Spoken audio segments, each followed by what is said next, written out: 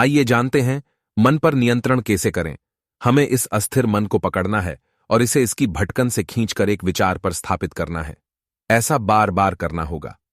इच्छा शक्ति से हमें मन पर काबू पाना चाहिए और उसे रोककर भगवान की महिमा पर विचार करना चाहिए।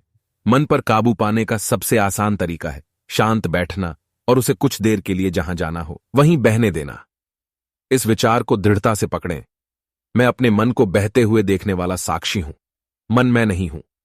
फिर इसे ऐसे देखें जैसे कि यह आपसे बिल्कुल अलग कोई चीज हो। स्वयं को ईश्वर के साथ पहचानें, पदार्थ या मन के साथ कभी नहीं।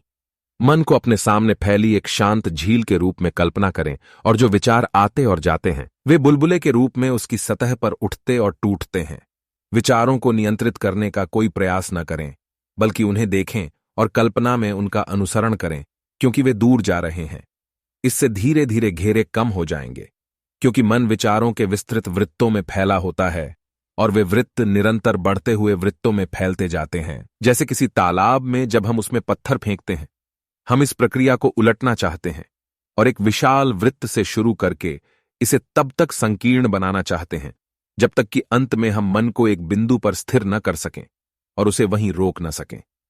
इस विचार पर कायम रहें, मैं मन नहीं हूं, मैं देखता हूं कि मैं सोच रहा हूं। हाँ, मैं अपने मन को कार्य करते हुए देख रहा हूं और हर दिन विचार और भावना के साथ खुद की पहचान कम होती जाएगी, जब तक कि अंत में आप खुद को पूरी तरह से अलग नहीं कर सकते मन से। और वास्तव में इसे अपने आप से अलग होने के रूप में जानें। जब ऐसा किया जाता है तो मन आपका सेवक है, जिसे आप जैसे चाहें नियंत्रित कर सकते हैं। योगी होने का पहला चरण इंद्रियों से परे जाना है। जब मन पर विजय प्राप्त हो जाती है तो वह उच्चतम स्तर पर पहुंच जाता है और प्रत्येक दिन विचार और भावना के साथ स्वयं की पहचान कम होती जाएगी, जब तक कि अंततः आप स्वयं को मन से पूरी तरह से अलग नहीं कर लेते और वास्तव में यह नहीं जान लेते कि यह स्वयं से अलग है। जब ऐसा हो जाता है तो मन आपका सेवक है, जिसे आप अपनी इंद्रियों से परे जाना है। जब मन पर विजय प्राप्त हो जाती है तो वह उच्चतम स्तर पर पहुंच जाता है और प्रत्येक दिन विचार और भावना के साथ स्वयं की पहचान कम होती जाएगी, जब तक कि अंततः आप स्वयं को मन से पूरी तरह से अलग नहीं कर लेते और वास्तव में यह नहीं जान लेते कि यह स्वयं से अलग है। जब ऐसा हो जाता है तो मन आपका सेवक है, जिसे आप अपनी इच्छानुसार नियंत्रित कर सकते हैं। योगी होने का पहला चरण इंद्रियों से परे जाना है। जब मन पर विजय प्राप्त हो जाती है तो वह उच्चतम स्तर पर पहुंच जाता है और प्रत्येक दिन विचार और भावना के साथ स्वयं की पहचान कम होती जाएगी, जब तक कि अंततः आप स्वयं को मन से पूरी तरह से अलग नहीं कर लेते और वास्तव में यह नहीं जान लेते कि यह स्वयं से अलग है। जब ऐसा हो जाता है तो मन आपका सेवक है, जिसे आप अपनी इच्छानुसार नियंत्रित कर सकते हैं। योगी होने का पहला चरण इंद्रियों से परे जाना है। जब मन पर विजय प्राप्त हो जाती है तो वह उच्चतम स्तर पर पहुंच जाता है। प्रतिदिन अभ्यास करने पर मन के इस निरंतर नियंत्रण का प्रवाह स्थिर हो जाता है और मन निरंतर एकाग्रता की क्षमता प्राप्त कर लेता है। मन जितना शुद्ध होगा, उसे नियंत्रित करना उतना ही आसान होगा। यदि आप मन को नियंत्रित करना चाहते हैं तो उसकी पवित्रता पर जोर देना होगा। मन पर संपूर्ण नियंत्रण ही संपूर्ण नैतिकता है। जो व्यक्ति पूरी तरह से नैतिक है, उसके पास करने के लिए और कुछ नहीं है, वह स्वतंत्र है। प्रश्न, ऐसा कैसे है कि मानसिक एकाग्रता प्राप्त होने के बाद भी इच्छाएं बढ़ती हैं? ए, वे पिछले संस्कारों, गहरे जड़ वाले संस्कार या प्रवृत्ति के परिणाम हैं। जब बुद्ध समाधि अतिचेतना में विलीन होने के बिंदु पर थे, तब मारा का आगमन हुआ। वास्तव में मन के लिए कोई मारा बाहरी नहीं था, यह मन के पिछले संस्कारों का केवल बाहरी प्रतिबिंब था। मन को धीरे धीरे और व्यवस्थित रूप से नियंत्रण में लाना होगा। इच्छा शक्ति को धीमी, निरंतर और सतत अभ्यास द्वारा मजबूत करना होगा। यह कोई बच्चों का खेल नहीं है, कोई सनक नहीं है कि एक दिन आजमाया जाए और अगले दिन छोड़ दिया जाए।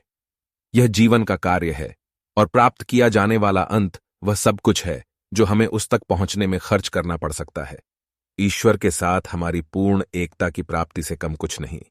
निश्चित रूप से इस लक्ष्य को ध्यान में रखते हुए और इस ज्ञान के साथ कि हम निश्चित रूप से सफल हो सकते हैं, कोई भी कीमत चुकानी बहुत बड़ी नहीं हो सकती। कुछ देर बैठें और दिमाग को चलने दें। आप बस प्रतीक्षा करें और देखें। ज्ञान ही शक्ति है, कहावत है, और यह सच है। जब तक आप यह नहीं जानते कि मन क्या कर रहा है, तब तक आप इसे नियंत्रित नहीं कर सकते। इसे लगाम दो। इसमें कई भयानक विचार आ सकते हैं। आपको आश्चर्य होगा कि आपके लिए ऐसे विचार सोचना संभव था, लेकिन आप पाएंगे कि हर दिन मन की चंचलता कम से कम हिंसक होती जा रही है, कि हर दिन यह शांत होता जा रहा है। सभी तर्क वितर्क और अन्य विकर्षणों को छोड़ दें। क्या शुष्क बौद्धिक शब्दजाल में कुछ है? यह केवल दिमाग का संतुलन बिगाड़ देता है और उसे परेशान कर देता है। सूक्ष्म स्तर की चीजों को साकार करना होगा। क्या बात करने से ऐसा हो जाएगा? इसलिए सब व्यर्थ की बातें छोड़ दो। केवल वही पुस्तकें पढ़ें जो उन व्यक्तियों द्वारा लिखी गई हों जिन्हें आत्म साक्षात्कार हुआ हो। अपने शरीर के बारे में सोचें और देखें कि यह मजबूत और स्वस्थ है। यह आपके पास सबसे अच्छा उपकरण है। इसे इतना दृढ़ और दृढ़ समझो कि इस शरीर की सहायता से तुम भवसागर को पार कर जाओगे। आजादी कभी भी कमजोरों को नहीं मिलती। सारी कमजोरी दूर फेंक दो। अपने शरीर को बताएं कि वह मजबूत है, अपने दिमाग को बताएं कि वह मजबूत है, और अपने आप में असीम विश्वास और आशा रखें। आपको हर दिन कम से कम 2 बार अभ्यास करना चाहिए, और सबसे अच्छा समय सुबह और शाम का है। जब रात दिन में और दिन रात में बदल जाता है, तो सापेक्ष शांति की स्थिति उत्पन्न होती है। प्रातःकाल और सायंकाल शांति के 2 काल हैं। आपके शरीर में उस समय शांत रहने की प्रवृत्ति होगी। हमें उस प्राकृतिक स्थिति का लाभ उठाना चाहिए और फिर अभ्यास करना शुरू करना चाहिए।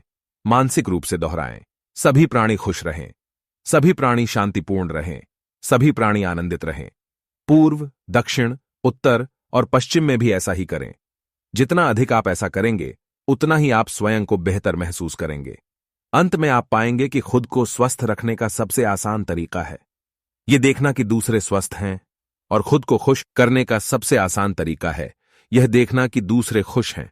ऐसा करने के बाद जो लोग ईश्वर में विश्वास करते हैं, उन्हें प्रार्थना करनी चाहिए, न धन के लिए, न स्वास्थ्य के लिए, न स्वर्ग के लिए, ज्ञान और प्रकाश के लिए प्रार्थना करें।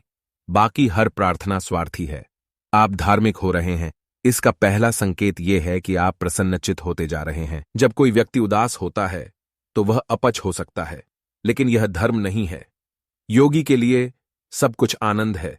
वह जो भी मानवीय चेहरा देखता है वह उसमें प्रसन्नता लाता है। यही गुणी मनुष्य का लक्षण है। धुंधले चेहरों से तुम्हें क्या काम? यह भयानक है। यदि आपके चेहरे पर धुंधलापन है तो उस दिन बाहर न जाएं। अपने आप को अपने कमरे में ही बंद कर लें। तुम्हें इस बीमारी को दुनिया में फैलाने का क्या अधिकार है? हम आशा करते हैं कि दोस्तों आपको स्वामी जी के विचारों से बहुत कुछ सीखने को मिला होगा। हम ऐसे ही मोटिवेशनल वीडियो आपके लिए लेकर आते रहेंगे। अगर आपको हमारे विचार पसंद आते हैं तो आप चैनल को लाइक सब्सक्राइब करना ना भूलें। धन्यवाद दोस्तों।